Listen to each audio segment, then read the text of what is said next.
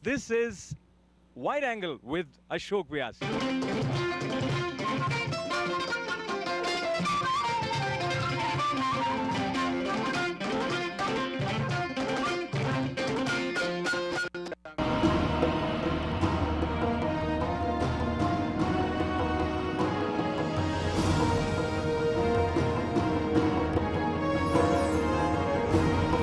She's very strong, very courageous, very naive.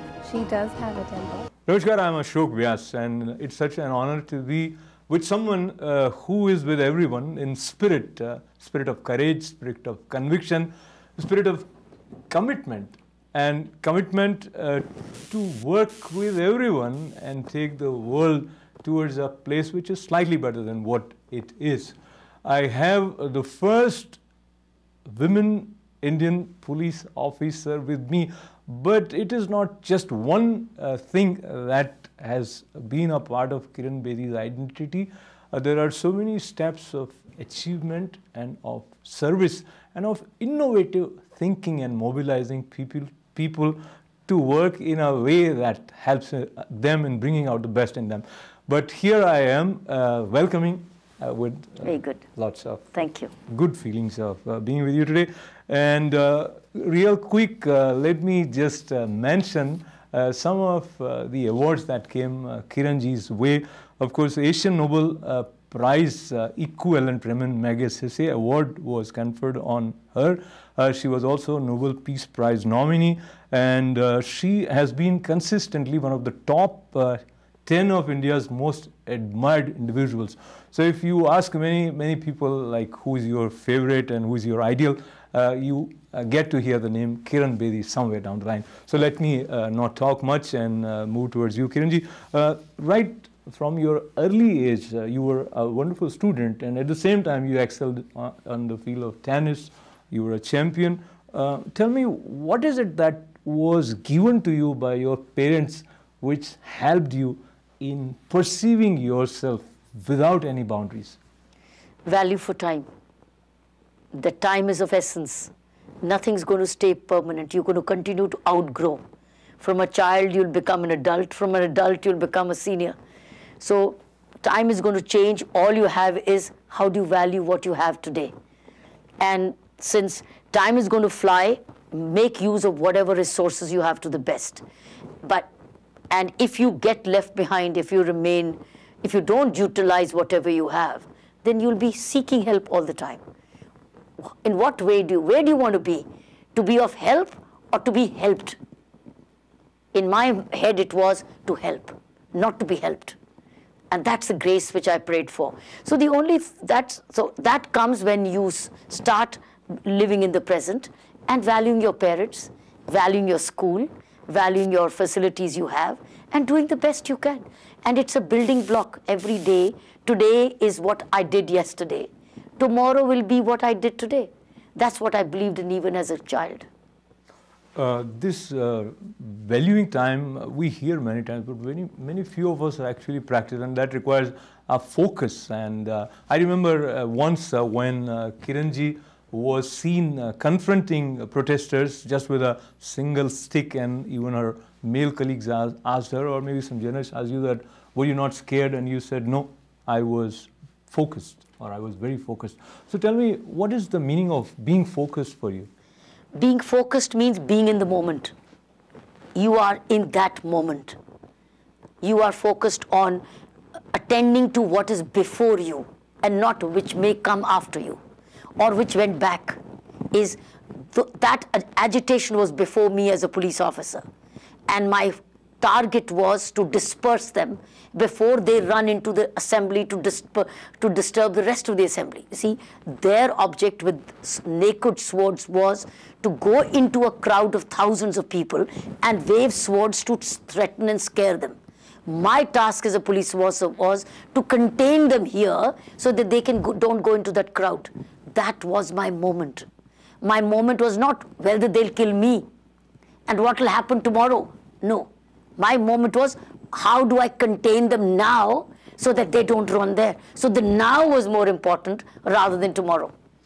So now what happens is when achievements come your way, many people feel a sense of contentment just by being in that now when people are appreciating them, or for example, you being first IPS officer, Prime Minister of that time, Indira Gandhi ji, also admired that. And then there was a situation wherein you ended up removing her illegally parked car, and that probably resulted into some of the unfavorable experiences coming your way. Am I right on that? No. I think it's that was all part of the duty, and she respected that. Mrs. Gandhi was, who didn't respect could be her aides, but not she. She loved determined women. She loved people doing the right thing. I didn't see her. She and I had we shared a very good relationship. She and I shared a very friendly, respectable relationship. I was her guest always whenever a VIP was coming outside, where she wanted to showcase a woman's success in India. When Prince Charles came and many other VIPs came, I was on her inviters list all the time. So she would then proudly come, hold my hand saying, here is our first woman of the Indian Police Service. So she never remembered I towed away her car. That was very small for her. She was the Prime Minister of India, and she had a large heart. I had great respect for her.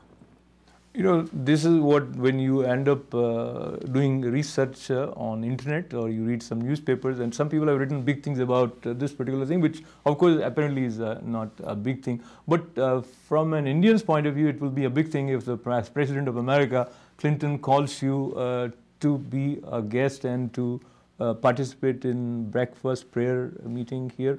Share with us that experience in the context of coming from India at that time.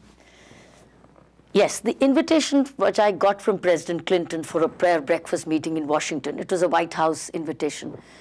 That was a time when I was succeeding in prison reforms in a very big way. It was the year 1993, 94.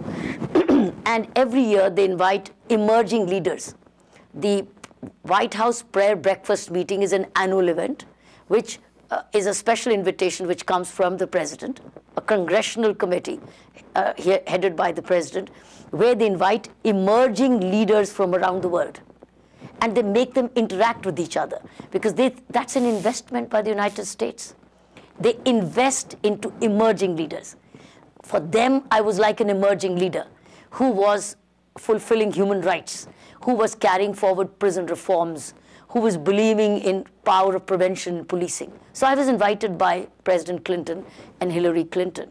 The first year I was invited, the government of India didn't allow me to accept the invitation. I let it pass. Second year, the invitation came yet again. As I told you, it was an annual. By the time I'd received the Ramon Magsaysay Award, they valued, my government of India valued it, because now I was a value, because now I was internationally recognized. You know, in India, you have to be recognized internationally first before you get internationally recognized. I think that added value to my work, and the government of India instantly allowed me to go and attend the National Prayer Breakfast. When I changed the face of the prison, they were jealous. When I exposed corruption in the police, I embarrassed them.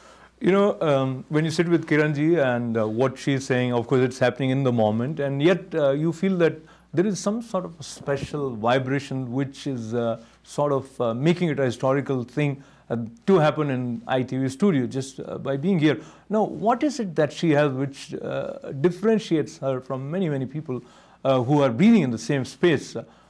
When I just refer to this instance wherein you were refused by Government of India to go. Now, many people, even if they are refused, or there are people who are disagreeing with their ideas around them, they feel sort of taking themselves to a place from where they do not operate with total enthusiasm or joy. In your case, when Government of India didn't allow, how did you react? I mean, was there any sort of dissatisfaction to the kind that you were unhappy with the system, or how did you take it? I let it pass. I knew it will come again. I knew it will come again. But that's not everything in life. Invitations come and go. So be it. So if you don't accept it, doesn't matter. That's not the end of the world. I let it pass. I remember when I packed everything. The tickets had come. The rejection came on the last moment. Oh, man. So my bags were packed lying in the gallery that any moment I may have to take the flight.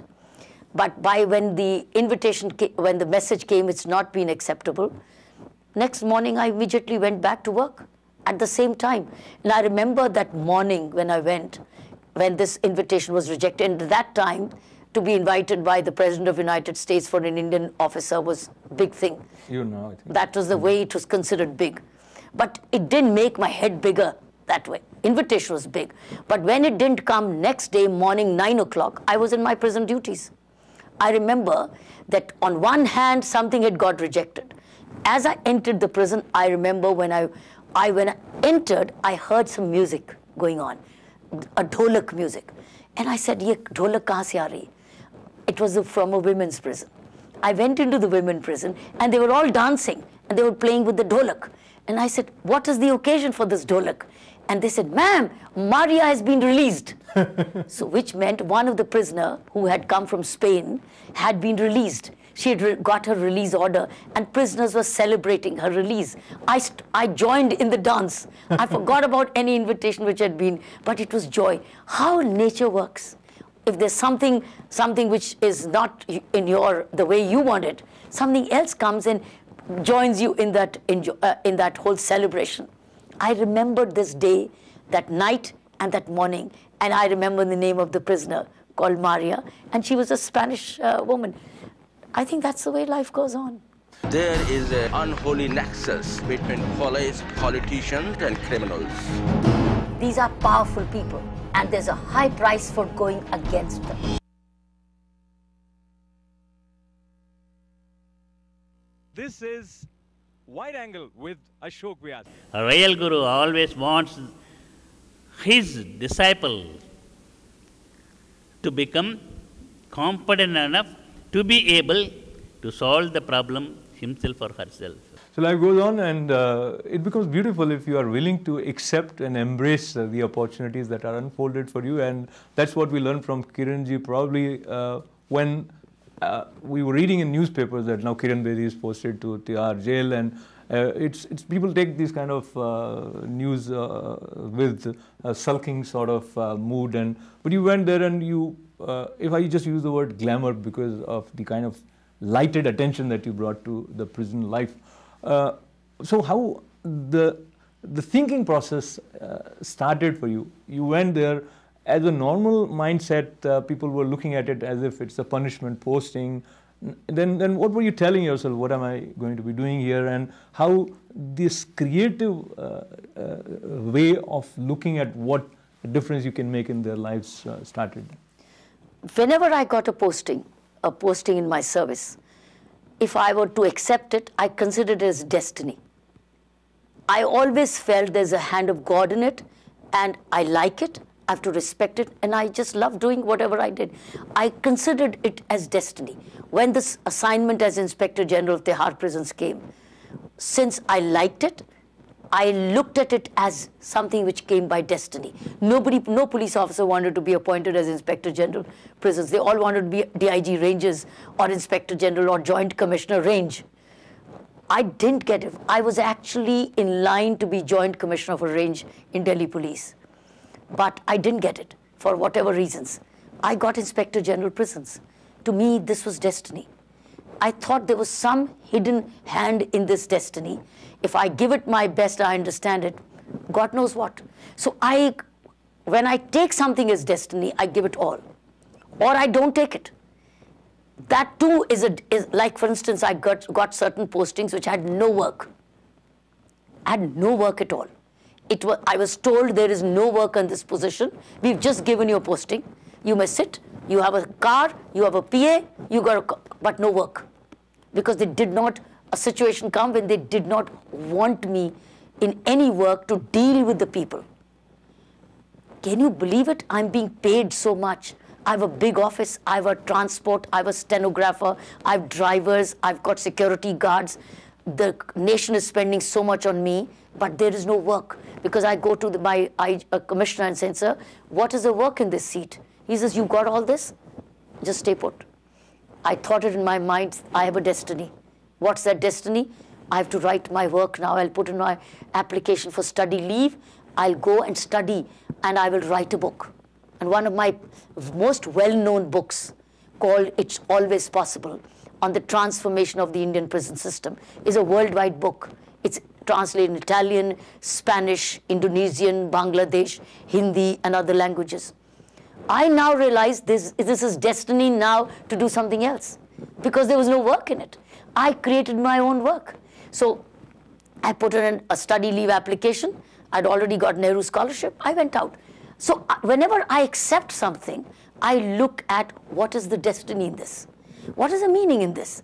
And give it my best. So prison assignment, when I got, I considered it as something which has come by hand of nature. There has to be a reason. Dr. Bedi, my name is Indu Chabra, and I always wanted to shake your hand, and I feel blessed today to shake your hand outside the theater. कि पूरी life में मैं सोचती रहती थी मेरा hero कौन है, आज मिल गया. And I wish there are more Kiran Bedis in this world, and especially in India. Marriage is a lot of giving. Marriage is like a full-time commitment. My mother's married to her work. My mother's married to Kiran Bedi. She's the living legend. I think this is a history being created, living history in front of us. I think we should all applause for her. Thank you. Thank you, Auntie. Always when you hear Kiranji and she's so sincere in saying what she's saying, and the conviction also comes to us and touches us, then you feel like pondering upon what she just said. And what she just said is embracing destiny and then doing your best, and also seeing what is there that can be contributed and what is the best that can come out of the scenario. So taking her cue, moving forward, in terms of connecting your mind to many minds wherein they feel there is no purpose of life, in terms of there is no excitement. Even in America, there are many people, even from Indian origin, the way you said God has something, they don't see that connection where they would realize that God has something for them. And so they just while away their time, and sometimes they end up in a situation which calls for sympathy. In what way one can change one's mindset, or it is the one that is given and you are born with it and that's it? I think there are two minds in one mind, always. One mind which tells you the purposelessness of life. The other mind tells you search your purpose. Even I have it. I also have two minds. Every human mind is the devil and the angel. I think there is a devil and the angel in every human mind. It just depends which you nourish more. Do you nourish the devil? Do you listen to the devil, or do you listen to the angel? And it's a daily conflict. I'm an ordinary mortal human being. I also have the devil. But I realize this is the devil. I realize when the devil says, be lazy. What is a purpose? What is a purpose? Why are you doing this? You can relax, you can get away with it. Or you do minimal, or you get into these temptations. I know that's a devil. I've got to reject the devil. So in fact, I recognize the voice of the devil, which means you need to know that when this devil speaks in your mind of purposeless of life, every human being has it. Even Buddha had it. Every saint has it. But that's faint. The saint trains to make the devil smaller and the angel bigger every day. Or as an ordinary human being, we increase the strength of the devil and reduce the strength of the angel. I think it's a daily conflict. But after a while, the voice gets, if we train every day rightly and realize a higher purpose. Higher purpose means action. Higher purpose means nobility. Higher purpose means getting up to serve and do good. It's work, hard work, it's personal discipline. I think once you nourish these habits, the devil becomes weaker and the angel becomes stronger.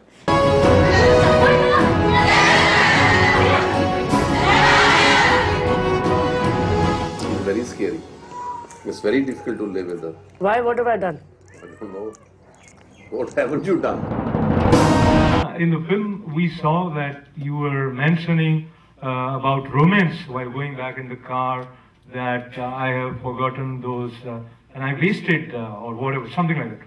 Now, somewhere down the line, when you see somebody so passionate about helping people, that is also a kind of romance, I think. Otherwise, you won't be here with all these otherwise strange people, talking to them, connecting with them. Share with us this transition. Is it a transition that one can consciously cultivate, or it comes by chance? Transition? It can be cultivated. In the sense, you are in the moment. In the sense, I'm here. I'm not where I was yesterday. And I'm not worried where am I going to be tomorrow. I'm here. So when there was a moment for romance, I was in the romance. And when it was time to study for an exam, I was in the time to study for an exam. And then when I'm posted, I'm posted. Then poetry is out of my head. So I think all this is being where you are at that moment and being fully in it. And that's a conflict every human being faces. I also face it. So now, in order to make the angel stronger, or the good side of you taking precedence in whatever you do, there are probably certain tools. Sometimes they are open for everybody to practice. Sometimes you need exposure. And Kiranji brought in many things in the Tihar jail also, that included meditation, vipassana, those kind of practices, and yoga also probably. Tell me personally, these practices, they have been your constant companion, and how they have helped you in staying connected to the purposefulness of life. Yeah, these are all tools of your mind, which you read, you educate, you work, you meditate, you listen, you get into an environment of learning. These are all giving you separate skills which help you to use that skill in a particular situation. But if you don't enlarge your toolkit or enlarge your skills, then many situations you don't have the tool. So that means you use a wrong tool for the wrong situation, it doesn't work. So I think that's what life is all about, is continuing to enlarge your own your skill set. So once you continue to enlarge your, it's like vocabulary. The more vocabulary you learn, the more right word you have in the language of expression. And you cannot stop learning, because dictionary is bigger, and we probably may know only this much of the dictionary. But the more you know, the more right word you use. That means there's no stopping learning. Similar is the mind school. So I think this is what happened in prison. For me, whatever I had, I applied it in the prison work. But I also learned a lot using it, and whatever toolkit I had, I passed it on to the prisoners to say, crime is a product of the mind. If you clean up your mind, if you refresh your mind and educate your mind, put it at peace, whether through meditation or through yoga and other spiritual programs, or even vocational skills, and be busy, continue to be enthusiastic to learn something next, you will run to commit crime, because that devil of idleness the devil of idleness could mean greed, it could mean lust, then that will control you. I think it helped me. I passed it on to others too. But that doesn't mean I don't need it every day. I need that nutrition every day too. बहुत प्रेरणाओं के साथ आनंद का संचार करती है किरण जी की उपस्थिति, और जोड़ती है हमें हमारे सत्य से, करती है प्रेरित निष्ठा के साथ जीवन को अपनाने की ओर। Wow, thank you so much. Thank you. हमारे साथ बने रहने के लिए आप सभी का आभार। अशोक व्यास को अनुमति दें। नमस्कार। This is Wide Angle with Ashok Vyas.